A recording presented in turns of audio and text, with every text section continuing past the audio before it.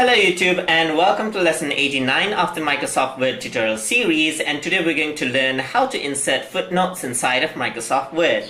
So over here you can actually see that there's the Microsoft Word document right here, and now if you're writing a report or anything you might want to insert footnote. So for that you can actually simply select the sentence that you want to add in the footnote to, and then go to references right here and then insert a footnote over here. So over here you can actually go over here right here, so you can see that there's footnote. The shortcut key for it is Alt Control plus F, as you can see over there. Simply click on it and there you go, that's the footnote. So you can add in a comment over here and you can see that the comment actually appears right there, and over here at the top you see the number 1, that's the comment for the footnote right there. So you can actually see that is how it works. So if you want to add in another footnote, simply select this out over here, press insert footnote, and there's the another footnote just like that. Alright, so there's another footnote just like that. So you can select another comment as well, add in a footnote for that, insert footnote, that's the third footnote right there.